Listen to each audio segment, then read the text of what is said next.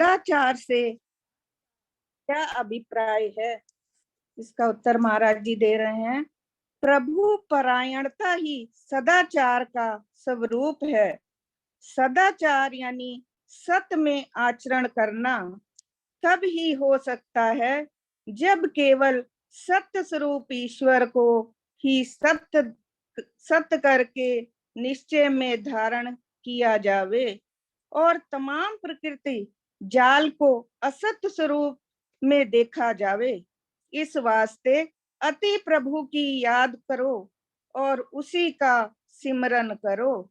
इस वास्ते अति प्रभु की याद करो और उसी का सिमरन करो। अगला प्रश्न, सदाचारी बनने के लिए किन विशेष बातों को जीवन में लाना चाहिए, कृपया साफ करें। उत्तर, प्रेमी, इस समय सदाचारी बनना बड़ा दुर्लभ है। जब सदाचारी बनेगा तभी आत्म साक्षात्कार करने लायक बन सकेगा। महाराज जी कह रहे हैं इस समय जो समय चल रहा है, इस समय सदाचारी बनना बड़ा ही दुर्लभ यानी कठिन है। इन 5 बातों को अगर जीवन में घटा पावे तो सदाचारी जीवन बन सकता है। ये 5 बातें महाराज जी कौन सी बता रहे हैं? पहला, जीवन सादा और सरल बनावे। दूसरा, नशीली चीजें, नुमाइशगाह यानी सिनेमा, थिएटर वगैरह से परहेज करें। ये बुद्धि को मलिन करते हैं और चंचलता बढ़ाते हैं। तीसरा, भूल कर भी कुसंग का सेवन ना करें। चौथा, हमेशा गुणी पुरुषों के पास बैठें, चाहे वहां बैठकर तेरी समझ में कुछ ना आता हो। एक समय आवेगा कि तू गुणी पुरुषों के विचारों को समझने लगेगा। गुणी पुरुषों के संग का बड़ा असर होता है। महाराज जी कहते हैं अपने बड़े बुजुर्गों के पास जरूर बैठा करो जब समय मिले। उनसे तुम्हें बहुत सी अच्छी अच्छी बातें, अच्छे अच्छे विचार मिलेंगे, जिससे तुम्हारा जीवन बहुत ही सुंदर बन जाएगा, बहुत ही श्रेष्ठ बन जाएगा। 5वां, मन में छल और कपट को त्याग कर सरल और निष्कपट हो जा। इससे तू बड़ी मुसीबतों से बचकर परम शांत अवस्था को प्राप्त करेगा। अपने मन से छल और कपट को दूर कर दे और इस निष्कपट हो जा। इससे तू बड़ी से बड़ी मुसीबतों से बच जाएगा और तू शांति को प्राप्त कर सकेगा। अगला प्रश्न, प्याज लहसुन के इस्तेमाल से हिंदुस्तान के लोग और कुछ पंजाब के रहने वाले भी बहुत परहेज करते हैं और कई महापुरुषों ने ग्रंथों में भी इसका सेवन बंद किया हुआ है। क्या आप इसके गुण दोषों पर रोशनी डालेंगे और क्या इसका इस्तेमाल ठीक है या नहीं?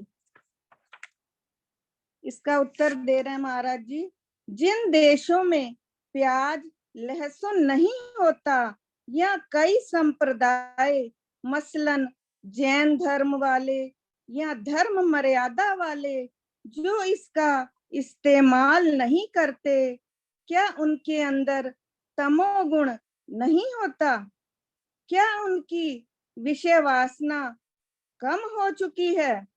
जरा विचार करने पर पता लगेगा कि इस खुराक से मन के अशुद्ध होने का कोई संबंध नहीं है।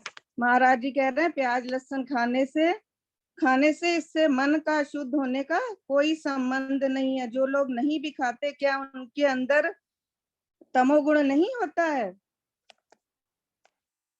इससे कोई फर्क नहीं पड़ता। किसी भी खुराक मन की चंचलता, शब्द की अनुभवता से मिट सकती है। लहसुन प्याज खाओ, इससे कोई फर्क नहीं पड़ता। किसी भी खुराक या चीज की दीर्घ वासना मन को चंचल करती है। दूध घी का ज्यादा इस्तेमाल भी रजोगुण तमोगुण को बढ़ाने वाला है। हालांकि ये सात्विक खुराक मानी गई है।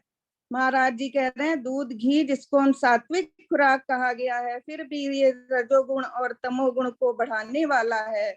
मर्यादा के अंदर अगर किसी वस्तु को ग्रहण करोगे, चित्त के अंदर धीरज आवेगा। स्वादवश कोई चीज ग्रहण करोगे तो वो अपना उल्टा असर करेगी। मनुष्यात यानी नशे वाली वस्तु चाहे थोड़ी मात्रा में भी ली जावेगी, वो अपना रजोगुणी तमोगुणी असर पैदा करेगी। सदाचारी जीवन और ईश्वर भक्ति को धारण करने का अनुरोध। आशीर्वाद पहुंचे, पत्र मिला, ईश्वर सत श्रद्धा देवे। इन बातों को हर वक्त याद रखना चाहिए। दुनिया में सदाकत यानी सच्चाई पसंद बहुत थोड़े होते हैं। आम जनता माया की गिरफ्तारी, झूठ अंधकार को पसंद करती है। दुनिया में जो है सच्चाई पसंद लोग बहुत, महाराज जी कहते हैं, कम है, और जो ज्यादा जनता है वो माया की गिरफ्तारी में आई हुई है, झूठ अंधकार को ज्यादा पसंद करती है। सदाकत यानी सच्चाई पसंद लोग अपने रास्ते को साफ करते हैं, उनको दूसरे लोगों से मतलब नहीं। सच्चाई पसंद जो लोग होते हैं वो अपनी राह को आप ही साफ करते हैं, उन्हें दूसरे लोगों से कोई लेना देना नहीं होता। जिस वक्त मुस्तकिल यानी पक्का होकर सच्चाई के मैदान में जो कोशिश करता है, उस वक्त दूसरी जनता खुद उसके पीछे चलती है। किसी को सुधारने की खातिर अपना खुद सुधार किया जावे तब बेहतरी हो सकती है। दूसरे को सुधारने के बजाय हम अपना सुधार पहले खुद करें तो इससे ज्यादा बेहतरी हो जाएगी। महाराज जी बता रहे हैं, तुम तमाम प्रेमियों को समता के असूल अपनाने की कोशिश करनी चाहिए, जिससे तुम्हारी जिंदगी बहुत आला यानी श्रेष्ठ बन जावे और दूसरे लोगों को भी सुख मिले। प्रेमी जी, सत्संग का प्रोग्राम दृढ़ रखो। सत्संग का प्रोग्राम कह रहे हैं बहुत ही पक्का रखना चाहिए प्रेमियों आपको। ईश्वर खुद ब खुद तरक्की देवेंगे। सच्चाई के रास्ते में चलने में बेशक तकलीफ तो बहुत होती है, मगर उसका समर परम सुख के देने वाला है। कह रहे हैं सच्चाई के रास्ते पर चलने में मुश्किलें तो बहुत आती हैं, तकलीफें तो बहुत आती हैं, पर अंत में जो उसका फल मिलता है वो परम सुख को देने वाला होता है। इस दुनिया में बगैर सतमार्ग के चलने के कभी भी असली खुशी को हासिल नहीं कर सकता। हर वक्त दूसरे की भलाई करनी चाहिए और अपने सच्चे धर्म समता में हर वक्त कुर्बान यानी न्यौछावर होने की कोशिश करो। इस वक्त धर्म की जो जाहिरी यानी बाहरी हालत देखते हो वो असली धर्म से बहुत पीछे है। हमें अपने सच्चे जो समता का धर्म है उस पर न्यौछावर हो जाना चाहिए, न्यौछावर हो जाने की कोशिश करनी चाहिए। जो इस समय धर्म की बाहरी हालत है, महाराज जी कह रहे हैं, वो असली धर्म से बहुत पीछे है। यानी खुदगर्ज उपदेशकों ने असली तालीम को आलोप कर दिया है। खुद भी अंधकार में अत्याचार करने लगे और जनता के लिए भी पाप कर्म का रास्ता खुला कर दिया। इतने तरह के साधु महात्मा हो गए, उन्होंने अपने अपने ही धर्म चलाए हुए हैं, जिससे वो आम जनता को भी उन पर जुल्म ढा रहे हैं और अत्याचार में फंसे हुए हैं। जनता के लिए भी उन्होंने पाप कर्म के रास्ते खोल दिए हैं और उनको भी अंधकार में धकेल रहे हैं। खुद भी अंधकार में महाराज जी कह रहे हैं फंसे हुए हैं। ऐसे नाजुक जमाने में बहुत सी कुर्बानी से जागृति होवेगी। तुम सच्चे धर्म पुत्र होकर जरूरी सेवा का सबूत देवें। प्रेमी जी, जिस इंसान के अंदर असली धर्म का विश्वास नहीं हो और अपने देश की सेवा का भाव नहीं, वो इंसान मत जाने बल्कि हैवान है। अपनी खुदी में गलतान यानी स्वार्थ में लीन है। हर वक्त कोशिश करनी चाहिए नेक कर्मों की। हर समय महाराज जी कहते हैं हमको नेक कर्मों की कोशिश करनी चाहिए, हमें नेक कर्म करने चाहिए। सादगी, सेवा, सत्य, सत्संग और सत सिमरन, इन नियमों को हर वक्त अपनाते रहें। आत्मविश्वासी बने, अपनी जिंदगी में देश भक्ति हासिल करें। ये चाम का शरीर आखिर अकारत ही जाएगा। ये जो हमें चाम का शरीर मिला हुआ है, ये महाराज जी कहते हैं ऐसे व्यर्थ ही जाने वाला है। इससे जितना अच्छा काम कर सको कर लो। प्रेमी जी, नित्य ही असली जिंदगी को हासिल करो। अपनी आदत को काबू करके परोपकारी बनाओ।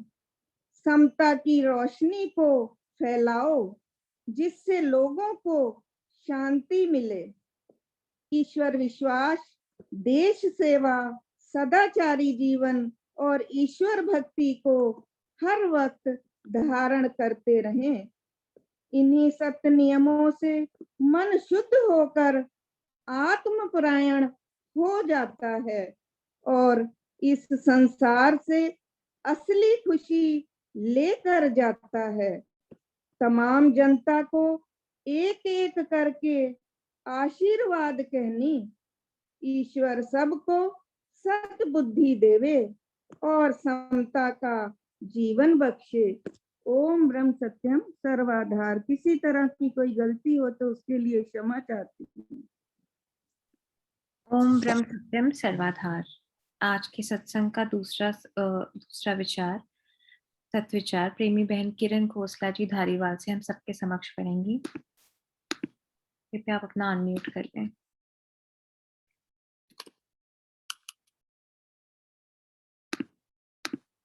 किरण जी ऑनलाइन नहीं है तो इसलिए हम सतुपदेश अमृत पढ़ेंगे। मेरे गुरुदेव पुस्तक से मैं आप सबके समक्ष सतुपदेश अमृत पढ़ने जा रही हूँ। महाराज जी कहते हैं, जन्म से लेकर मरने तक जीव कुछ ना कुछ करता रहता है। सब शरीरधारी जीव जंतु कर्म चक्र में रात दिन लगे रहकर शारीरिक यात्रा व समय व्यतीत कर जाते हैं। और जीवों को छोड़ो, सिर्फ इंसानी जीव जामे का ही विचार करो, किस कदर ये कर्म चक्र में फंसा हुआ है। महाराज जी हम सबको ये विचार करने को कह रहे हैं कि हम बाकी जीव जंतुओं को छोड़कर सिर्फ अगर अपने ही सिर्फ इंसानी जामे यानी कि अपने जो मनुष्य है उसकी बात करें कि किस तरह वो कर्म चक्र में हमेशा फंसा हो रहता है।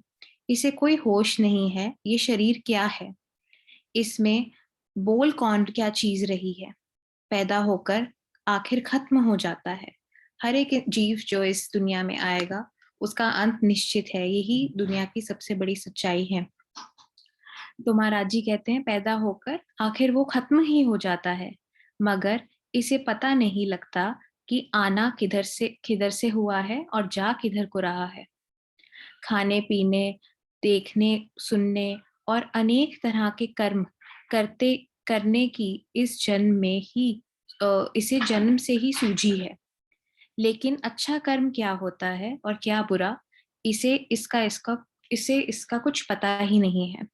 तो महाराज जी कहते हैं कि इन जीवों को, हम सब जीवों को इंक्लूडेड, हम सब की बात वो कर रहे हैं कि हमें सब कुछ पता है कि हमने क्या खाना है, सुबह उठते ही क्या पीना है, क्या कहाँ हमने आज जाना है, हमारे दिन का क्या प्रोग्राम है, हमारा पूरा सब स्केड्यूल सेट है।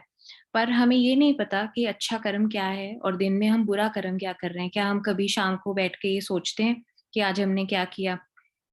मानुष का जन्म बड़ा श्रेष्ठ है। तो महाराज जी कहते हैं कि मानुष का जन्म, जो मनुष्य का जन्म है, सबसे ज्यादा श्रेष्ठ है, उसे सबसे ज्यादा ऊंचा दर्जा दिया गया है।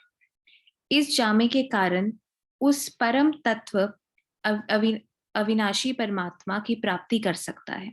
तो ये जन्म क्यों सबसे श्रेष्ठ है कि इसी जन्म में हम सबसे अपने ईश्वर से, जिसने हमें बनाया है, उससे हम मिल सकते हैं, उसकी प्राप्ति हम कर सकते हैं, उसकी याद कर सकते हैं। इसीलिए ये जन्म सबसे ज्यादा श्रेष्ठ है। मगर नित ही शरीर के परायण होकर ऐसी अज्ञानता में ग्रस्त हो गया है कि इसे अपने अपने पराये का भेद पता ही नहीं रखता। लोभ और मोह के वश में होकर के उन अनेक तरह के कुकर्म भी करता जाता है। महाराज जी कहते हैं कि लोभ और मोह, जिस तरह की हमें मोह है अपनी चीजों से, जिस तरह प्यार है अपने घर वालों से, ये सब लोभ और मोह है। सब ये हमारे शरीर के अंदर के वो विकार हैं जिनके परायण होकर हम कुकर्म यानी कि बुरे कर्म हम करते जाते हैं, और हमें कई बार तो हमें पता भी नहीं चलता कि हम क्या कर रहे हैं। हर जगह, हर समय, हर शरीर में इसे सुख भी और दुख भी मिलते हैं। प्रारब्ध कर्म ही हर शरीरधारी को ऊंचे नीचे ले जाते हैं।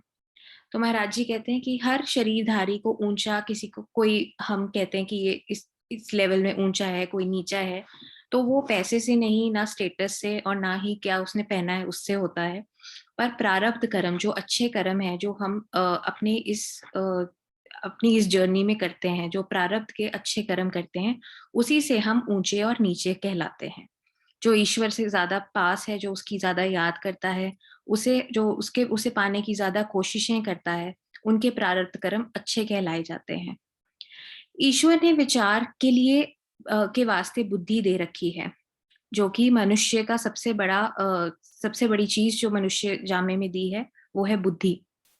जो जीव सांसारिक भोग पदार्थों के सुखों को हासिल करने के वास्ते ही सब कुछ न्यौछावर कर देते हैं, उन सुखों को ही प्राप्त करना बड़ा काम समझ लेते हैं, ये उनकी परम अज्ञानता है।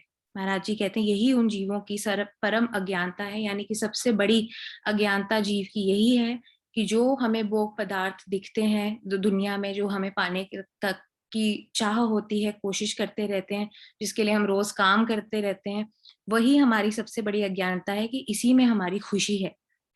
जीवन यात्रा व आधा हिस्सा तो सोने में ही खत्म कर देते हैं, और जब शरीर को बुढ़ापा आ घेरता है तो कुछ करने धरने की शक्ति नहीं रहती, रात रात सोचने में ही गुजार देते हैं। इस कर्म चक्कर में जकड़ा हुआ जीव दुख पर दुख सहता है, उसका सारा समय बेजारी में गुजर जाता है। पिछले सुखों को याद करके कलपने लगता है, और आगे इससे कुछ नहीं बनता। मौत सामने नजर आने लगती है। जो कुछ जीवन में माल धन इकट्ठा किया था, उसे पुत्र बर्बाद करने लग जाता है। आप तो जिंदगी में ना स्वाद से कुछ किया, ना पहना, ना पुण्य दान किया, ना सेवा में खर्च कर सका। उस समय दूसरों को इस तरह देख मन ही मन कुड़ता जलता है, मगर कुछ करने पर भी उसकी कोई नहीं सुनता। तो महाराज जी कहते हैं जो जीव इस संसार में आता है, बड़ा होता है, काम करता रहता है, क्या करता है काम करने से? अपना धन दौलत इकट्ठा करता है, अपना घर बनाता है, अपना परिवार, वो सोचता है कि मैं अब मैं बड़ा हो गया हूँ, अब मेरा अच्छा टाइम शुरू हो गया है। पर वो ये नहीं सोचता कि जब तक उसका बुढ़ापा आता है, वो कुछ करने के लायक नहीं रहता, उसका शरीर कमजोर हो जाता है, वो कुछ कर नहीं पाता, बीमारियां लग जाती हैं। तो वो उस समय सब कुछ उसके हाथ से जैसे फिसलता जाता है और वो सोचों में ग्रस्त रहता है, नींद नहीं आती, ये सब चीजें वो सोचता रहता है। तो और सोच सोच के अपने आप को परेशान करता है। जो महाराज जी कहते हैं, वो कुड़ता जलता रहता है पूरा टाइम कि मैंने क्या किया इस जिंदगी में।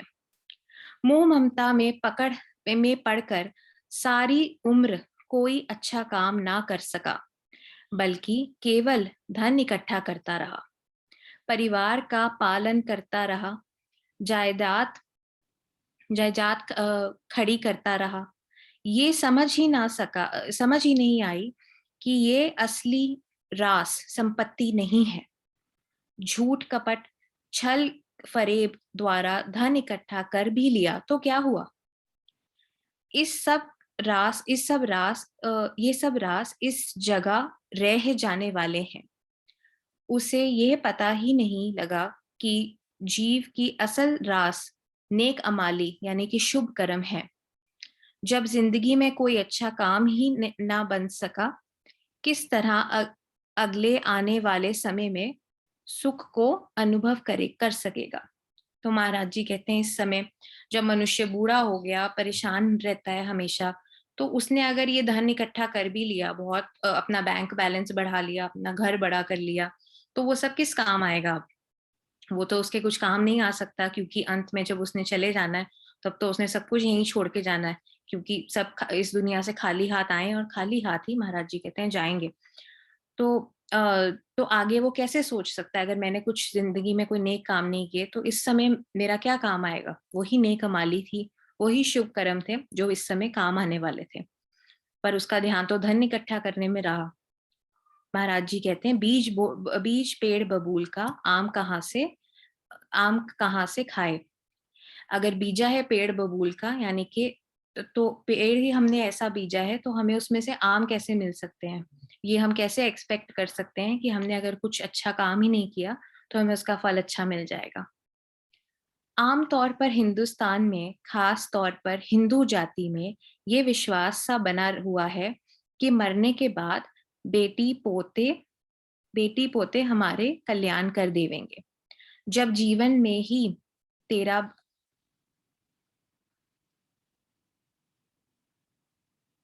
जब जीवन में ही तेरा बिस्तरा चारपाई बाहर बरामदे में कर दिया है, आवाज देने पर भी नहीं बोलते, और अगर कोई बुलाता है तो भी ये कह देते हैं कि बूढ़े की मति मारी गई है।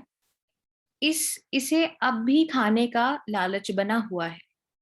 ऐसे पोते करने के बाद तेरी क्या गति रह जाएगी? जिनके वास्ते बड़े चाव से बड़े बड़े आराम आ, आशी, आश, आसाइश के सामान इकट्ठे करता था, वो दाल रोटी खाने में देने में भी लाचारी समझ रहे हैं। ये संसार है, कोई बेटी पोता देवता सहारा नहीं बन सकता। जब मरता है, पीछे घोड़ियों पर चढ़कर चवर झुलाते हैं। बड़े बड़े सुंदर कपड़े मुर्दे पर डालकर बाजार से गुजरते हैं, ताकि दुनिया वाले वाह वाह करेंगे। जिंदगी में तो उसे पूछा तक नहीं, मर गया, बाजे बाजे बजाने शुरू कर दिए। ये बात ये बात रोज आम देखने में आ जाती है। जीवन में जो कुछ किया, जब तप सेवा सिमरन पुण्य दान, वही सहायक करने वाला है। तो महाराज जी कहते हैं जब कोई इस दुनिया से चला जाता है, उसको अगर कोई जीवन में पूछता भी नहीं होगा, बात नहीं करता होगा, कोई उसका पड़ोसी है, कोई उसका बिजनेस पार्टनर है जो उससे नहीं बात करता होगा, पर जब कोई चला जाता है इस दुनिया से तो सब आ जाते हैं तब उसकी बात करने, चाहे जीवन में उसे पूछें या ना पूछें। उसके अपने परिवार वाले, कितनी बार हमने देखा है बूढ़े बुजुर्गों को लोग नहीं पूछते, उनके अपने बच्चे और उनके अपने पोता पोती। तो यही महाराज जी कह रहे हैं कि फिर क्या हमारे काम आया? हमारे काम आया जो हमने दान पुण्य किया, जो हम दान पुण्य करते हैं, जो हम जप तप करते हैं, जो सेवा सिमरन करते हैं, क्योंकि सिर्फ वही हमारे साथ जा सकता है और कुछ भी नहीं। ये एक चीज ऐसी नहीं है जो हम अपने साथ लेके जा सकते हैं। जो ये समझते हैं कि 4 दिन की ये जीवन यात्रा है, इसमें कुछ भला काम करने से ही कल्याण हो सकता है, वो ही बाहोश बुद्धि हैं, जो ठीक सोच कर ठीक ही चलते हैं। ऐसे भी बेहोश बुद्धि वाले संसार में बहुत हैं, जो बिना सोचे समझे ही चलते हैं। कई जीव ऐसे भी होते हैं जो समझते ठीक हैं, मगर करते वक्त लोभ मोह के बस होकर गलत काम कर जाते हैं। तो कुछ लोग ऐसे हैं जिन्हें तो समझ ही नहीं आती कि हम क्या करें क्या नहीं। कुछ लोग जो हैं वो ठीक समझते हैं, सत्संग में जाते हैं। तो महाराज जी हमेशा कहते हैं कि जब हम सत्संग में आए, सत्संग में बैठे, तो सिर्फ सत्संग सुनना ही हमारा कार्य नहीं है। सत्संग में जो किया गया है वो हमें अच्छे से समझना है। अगर एक बार हमें बात समझ नहीं आती, 2 बार नहीं आती, पर जब हम बार बार सत्संग में बैठते हैं तो हमें बातें समझ आने लगती हैं। और वही बातें अगर हम अपने जीवन में अप्लाई करना शुरू कर दें तो बस महाराज जी की इससे बड़ी सेवा हम कोई नहीं कर सकते। वो ना हमें कुछ करते कहने को करने को कहते हैं, ना कहते हैं कि मेरी फोटो को धूप अगरबत्ती दो, ना कहते हैं कि सत्संग में जाओ तो इतने पैसे चढ़ाओ, कुछ नहीं कहते वो सिर्फ ये कहते हैं कि जो मैंने लिखा है, जो ग्रंथ जो हमें मिले हैं और ये फॉरएवर हैं, क्योंकि ये लिटरेचर हमारे पास हमेशा रहेगी, इनमें से पढ़कर, इनकी बातें सुन समझ कर इन बातों को अपने जीवन में अगर अप्लाई करो, अपना जीवन एक ऐसा जीवन बनाओ जो एग्जाम्पलरी हो। सबसे आपका जीवन ही एग्जाम्पल हो दूसरों को फॉलो करने के लिए। उन्हें पढ़ने की भी जरूरत ना पड़े कोई किताब, वो आपके जीवन को देखते ही फॉलो करना शुरू कर दें। तो महाराज जी कहते हैं कुछ लोग ऐसे हैं जो समझते हैं, जो सत्संग में आते हैं, सुनते हैं, बैठते हैं, समझते हैं, फॉलो करते हैं। कुछ ऐसे होते हैं जो समझते हैं पर करने के टाइम उन्होंने अपनी वही करने, जो लोभ मोह में रहकर उन्होंने अपनी ही गलत काम करने हैं। और कुछ लोग होते हैं जो बिल्कुल ठीक ठीक से चलते हैं। वे ही बड़ी अकल वाले मनुष्य हैं। जब तक अविनाशी तत्व में पूर्ण निश्चय नहीं बैठ जाता, तब तक कैसे आगे कदम चल सकता है। दीन दयाल ही सब जीवों के निर्मल बुद्धि बख्शे दीन दयाल ही सब जीवों को निर्मल बुद्धि बख्शें, ताकि अपने भले बुरे का अच्छे तरह विचार कर सके। तो महाराज जी कहते हैं अगर हमने सोचा ही नहीं, अगर हमें अविनाशी तत्व यानी कि उस ईश्वर, पार ब्रह्म ईश्वर में पूर्ण विश्वास, पूर्ण निश्चय ही नहीं है। हम सब कहते हैं कि हम अपने भगवान को मानते हैं, भगवान को मानते हैं, पर जब कुछ गलत हो जाता है हम सबसे पहले भगवान को ही ब्लेम करते हैं कि हे भगवान, तूने मेरे साथ ही ऐसे क्यों किया, मैंने क्या किया था जो तुमने मेरे साथ ऐसे किया। तो महाराज जी कहते हैं ईश्वर में विश्वास या दृढ़ निश्चय सबसे ज्यादा जरूरी है। जो होता है उसी की मर्जी से होता है। अगर हम ये सोचें और इस चीज को हमेशा फॉलो करें, तो अगर इसके बिना अगर हमें ये निश्चय नहीं है, हमें ये दृढ़ता नहीं है कि ईश्वर हमारा जो परम पिता परमेश्वर है उसमें हमें विश्वास नहीं है, तो हमें आगे एक भी कदम कैसे ले सकते हैं, महाराज जी कहते हैं। और लोग अपना पूरा पूरा जीवन निकाल देते हैं बिना इस निश्चय के। दीनदयाल ही सब जीवों को निर्मल बुद्धि बख्शें, ताकि वो अपने बुरे भले का अच्छी तरह विचार कर सकें। जितना समय शरीर में ने भोगों को भोगा है, वह तो समझो कि काल के मुंह में चला ही गया, आगे का क्या भरोसा है। इस वास्ते इस जीवन में ही मालिक की याद करके सफलता प्राप्त करें। मानुष जन्म का पर परमलाभ इसी में है। मानुष जीवन का सार यही है कि हम इसी जीवन में जो समय हमारे पास है, यानी कि अभी, क्योंकि हमें ना अगली घड़ी का पता है कि हम कहाँ होंगे, इस दुनिया में होंगे भी कि नहीं। जो चला गया वो तो कभी वापस नहीं आएगा समय। तो इसी घड़ी हमें हमें ईश्वर की याद, मालिक की याद करके सफलता प्राप्त करनी चाहिए। तो महाराज जी ने कितना अच्छा वर्ड यूज किया है, सफलता।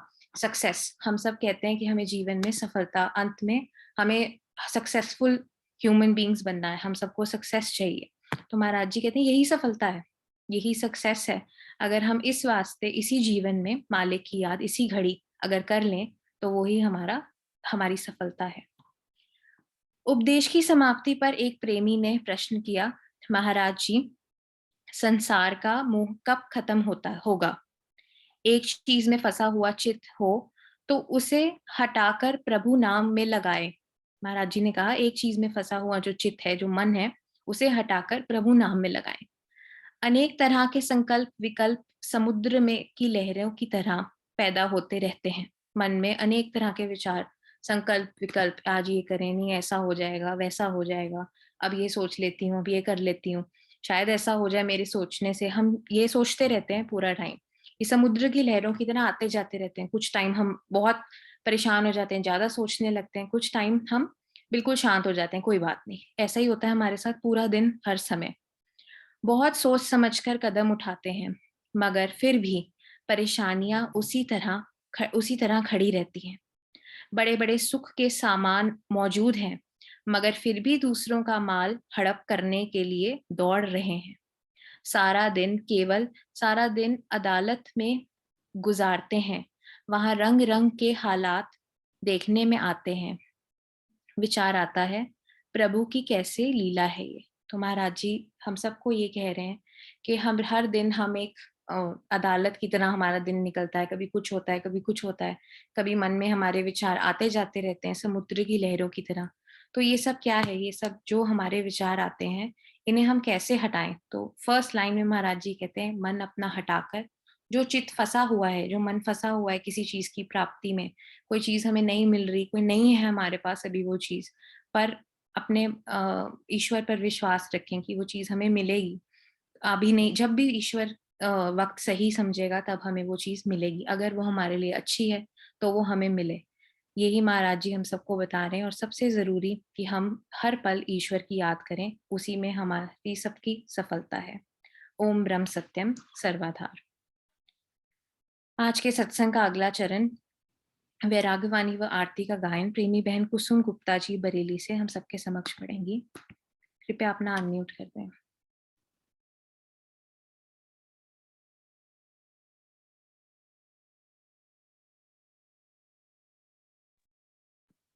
आदरणीय प्रेमी कुसुम गुप्ता जी बरेली से।